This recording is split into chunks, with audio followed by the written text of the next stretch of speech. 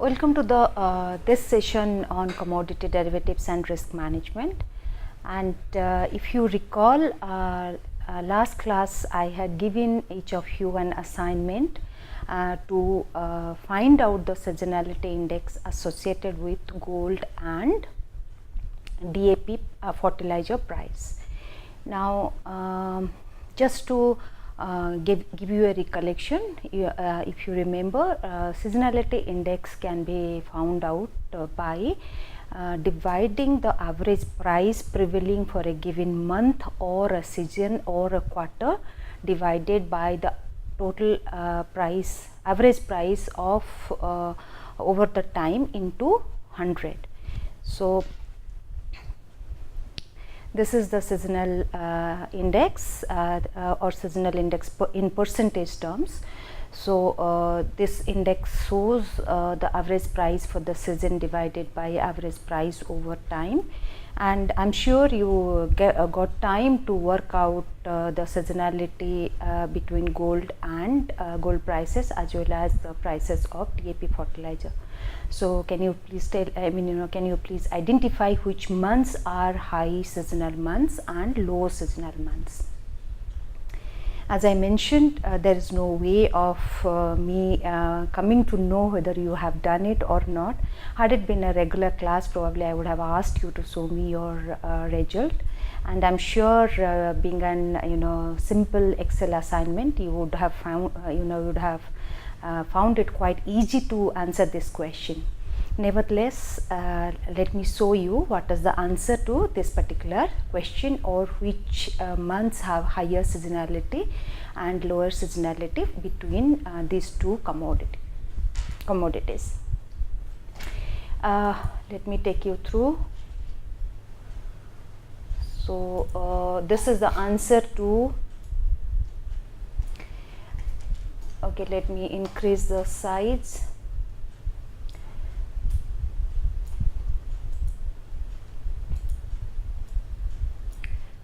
This is the DAP seasonality, and let me make it, let's say 16. Okay. I hope all of you are able to see these values, and let's compare the seasonality percentage points or seasonality data in gold.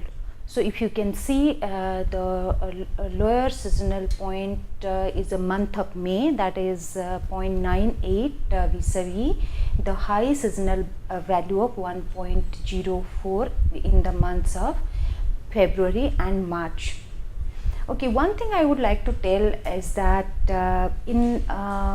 whenever we model this seasonality, we will never get the value of 1 for a given for all months. So there has to be some variation in the spot prices, and that spot price is going to be reflected in some value other than 1. So but still, can we consider this let's say 0.99 to be a less seasonal value than 1.01? Theoretically speaking, yes. However, only when there is substantial amount of difference in these numbers, then only we can say that some months have high seasonal months and some months are low seasonal months. So if you analyze the points for May to April, as mentioned here, there is not much of a difference in case of a gold. Now let's come to the DAP seasonality. Let's identify which the least or the month having the lowest price, that is a December. December has the value of 0.89. December has the value of 0.89, and which one is the highest month? July and August have the highest month of 1.05. So how do we interpret this number? That is July and August month prices on an average have increased 5% vis-a-vis the average price prevailing in the rest of the year. So okay, let's interpret the month of December, which has a value of 0.89. So how do we interpret that value? That this 0.89 indicates that on an average during the month of December, gold price falls by 11% as compared to the annual average value. So, when we compare the distribution of this seasonal indices value over months, over 12 months for DAP as compared to the gold, you can see there is a greater amount of variability in the seasonal index values in case of a DAP fertilizer. So, so we can very clearly say that November and December are lower price months,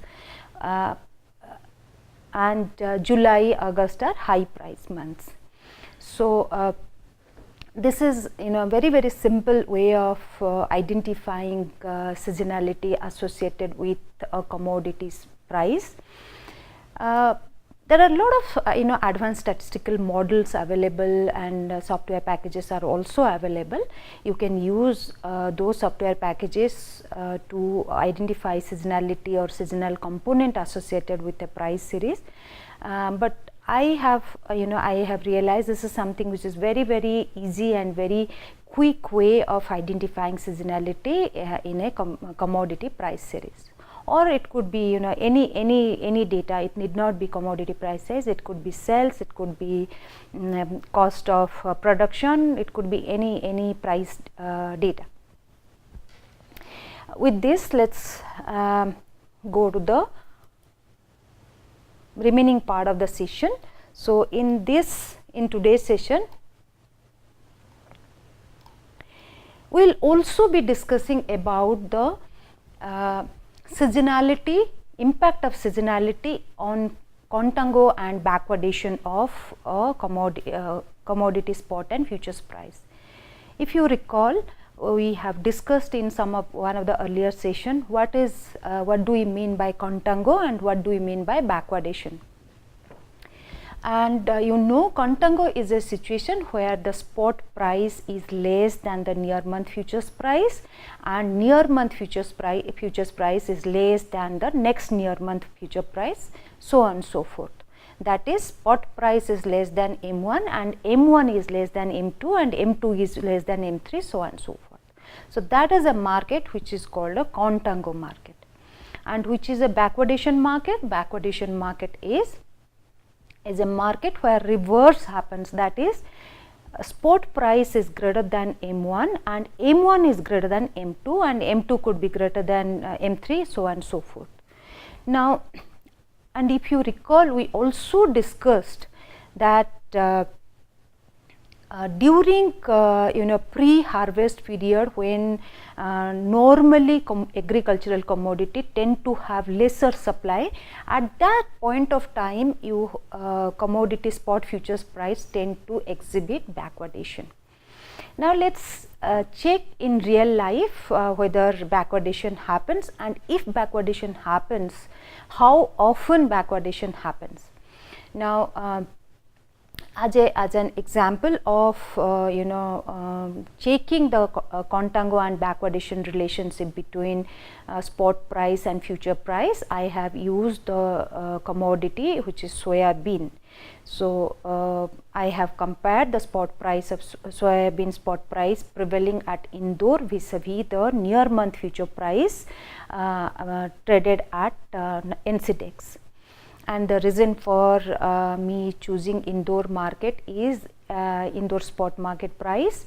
The reasons are twofold. One is the basis delivery center for contract specification of NCDEX soybean futures contract is Indore, and Indore is also the largest spot market for buying and selling soybean. So, and this when we talk about spot price of soybean, we normally refer to the spot price prevailing at Indore. So, this is the reason why I have considered the spot price prevailing at Indore and the NCDEX futures price on soybean. Now, let us see whether contango and backwardation happens, and if happens, what is the regularity with which contango and backwardation happens.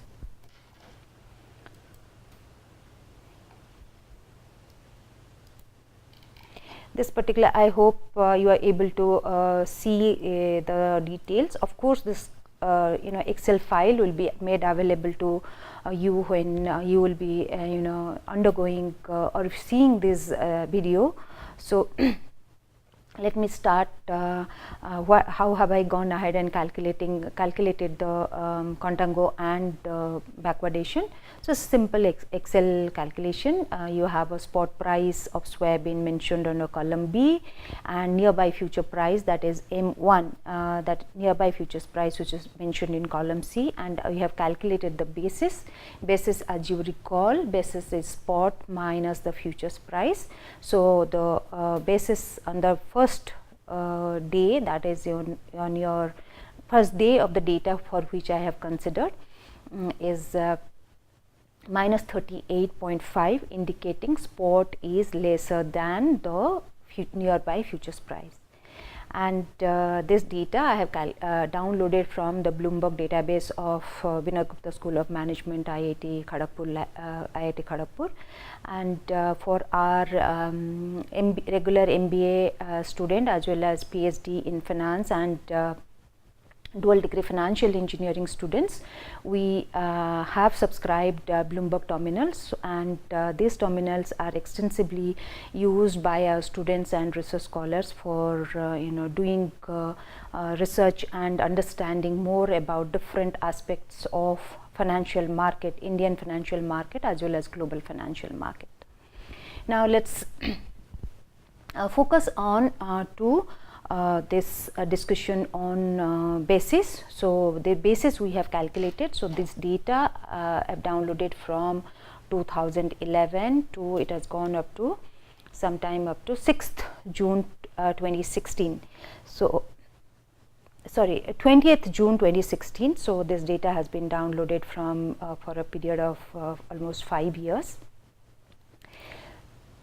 So now let's go to understanding the contango and backwardation. So if basis is negative, it will be a contango market, and if basis is positive, it is a backwardation market.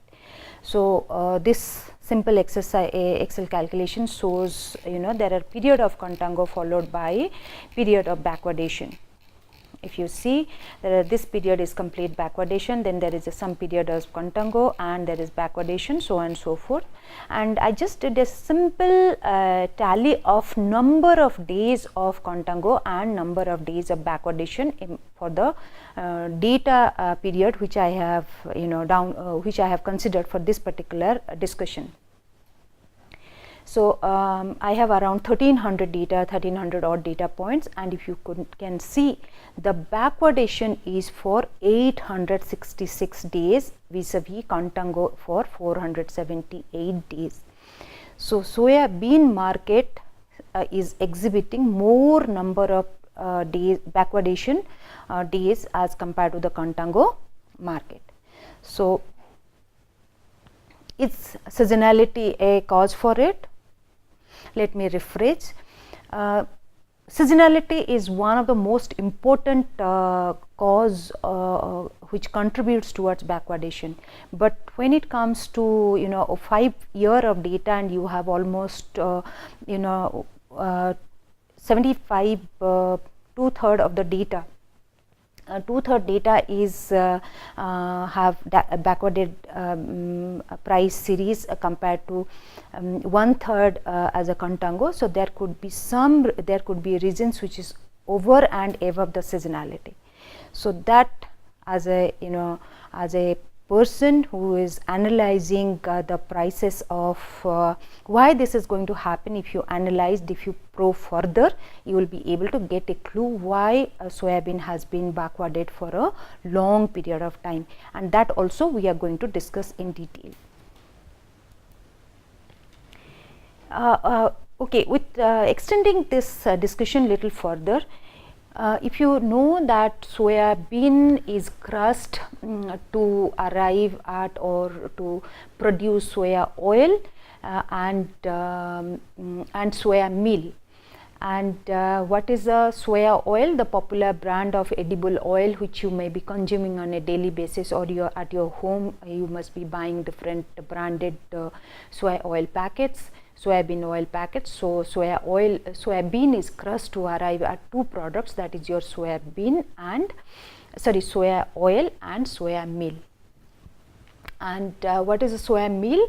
Soya meal, if you know this popular brand of Nutrilla nuggets, so that is one product which we consume as soya meal we consume, and predominantly in India soya meal is consumed as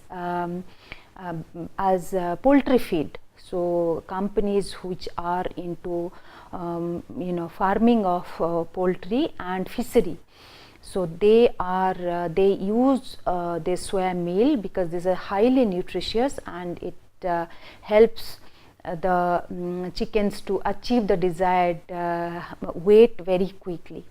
So majority of consumption of soya meal in India is for poultry and animal feed.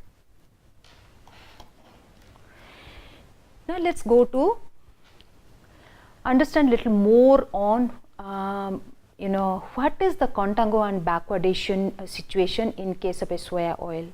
Soya oil is a derivative product from soybean, so instinctively we will think that whatever is happening in soya bean market will probably reflect in the soya oil market. Now let's go and check whether the similar kind of situation is there as far as the contango and backwardation is concerned. Similarly, I have downloaded data. This data set is little different depending upon the availability of data. So it is running from 2016 till 2013. So almost 3 years of data. And if you see again the same thing, I have taken the spot price, I have taken the futures price, I have calculated the basis. Basis is spot minus futures, and this is the contango market or backwardation market. I have just simple Excel formula. It gives me the number of days where this market has exhibited contango vis-a-vis number of days over backwardation. So you have 308 days of contango over 259 days of backwardation. So almost 560 data points out of 560 data points. So you have 308 days of contango and more number of days of backwardation. If you recall, just now we discussed about the number of days of backwardation and contango with respect to soybean, and the number of days of backwardation is far higher, almost double the amount in case of soybean. But the situation reverse when we are considering the spot futures price relationship for soya oil. So my next question to you all is that even if soybean is derived from soya oil, why should there be a difference in contango, and why should these two prices be moving in different direction or different manner? Now so the answer to this last question of mine is that why these two related commodity will behave differently. This lies with the the understanding of what factors influences the price of these two related commodities. Now let's before I go into the discussion on what factors influences soybean and soya oil prices, let me ask a question to you. I have some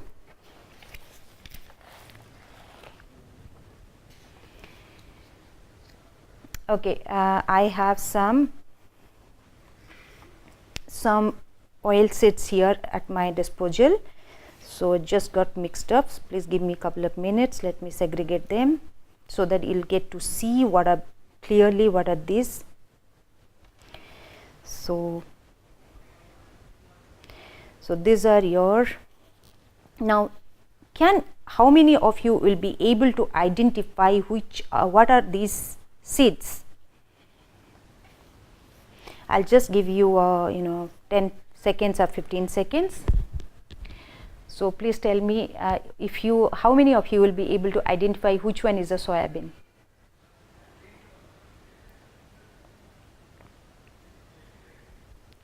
Okay, there's no way of me knowing whether you are able to answer or not answer this question of mine. Okay, let me give the answer. This is your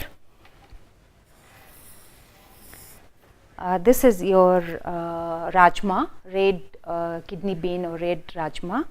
This is again another variety of rajma. This is your green moong. This is your yellow peanuts, yellow peas, not peanuts, I'm sorry, yellow peas. These are your green peas, dried green peas. These are your dried yellow peas, and these are your soya beans.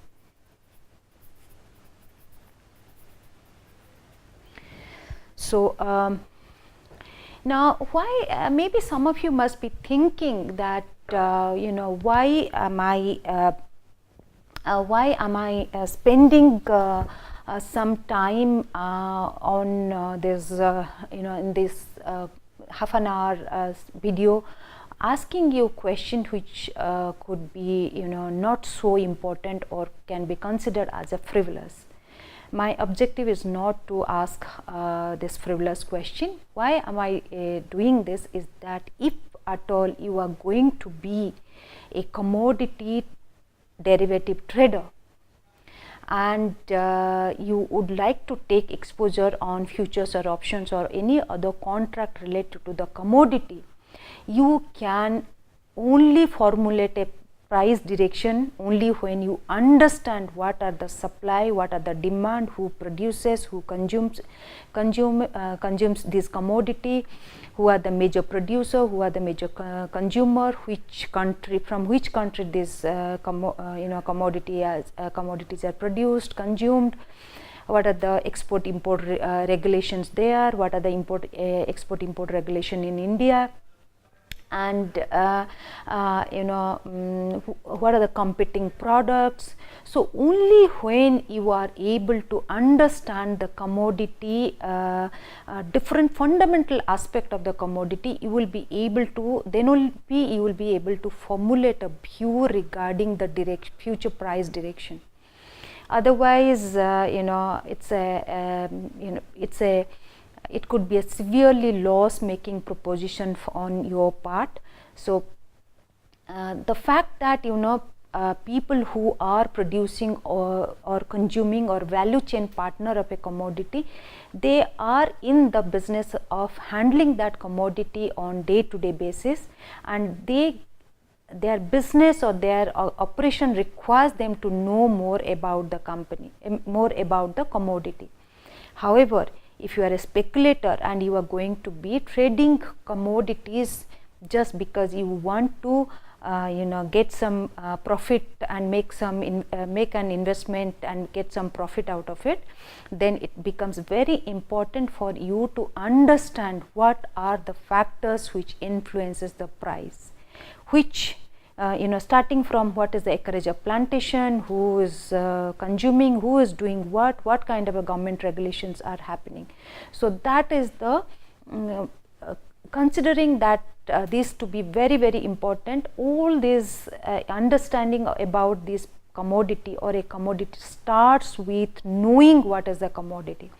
So the remaining part of the session, we are going to discuss different aspects of soya bean, soya oil and soya meal. Hence I thought to do spend a little time to sensitize or highlight the importance of understanding about a particular commodity by getting to see that commodity, touching, feeling, and knowing more about the commodity. So now let's go to our today's agenda of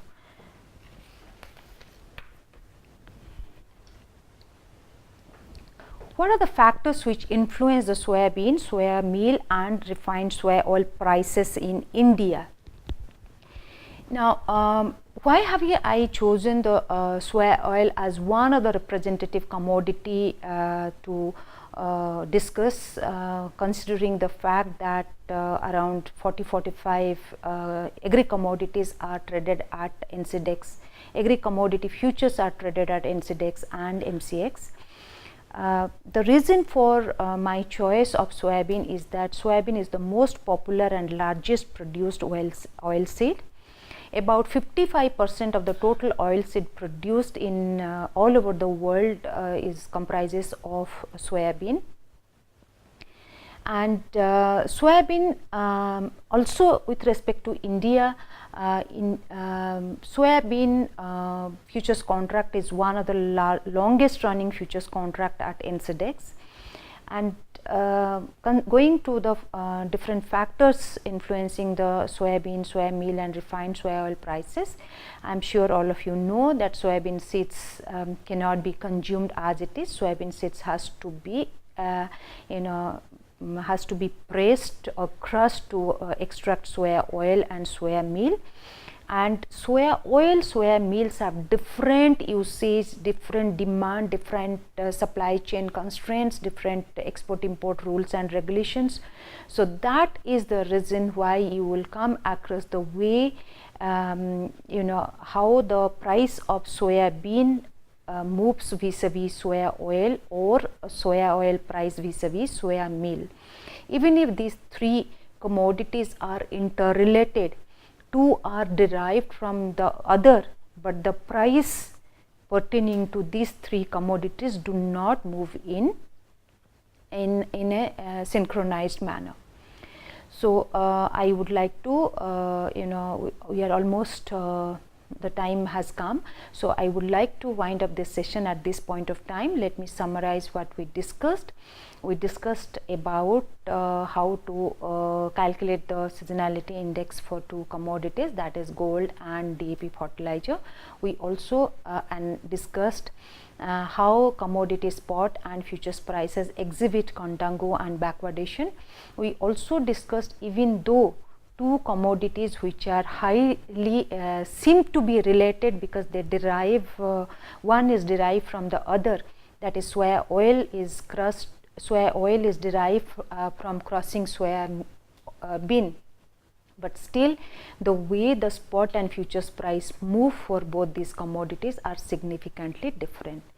In the next session, we will continue with the remaining part of analysis pertaining to the soya bean, soya oil and soya meal. Thank you all of you, and as I every day I say, looking forward to interacting or meeting you all in the next session. Thank you all of you.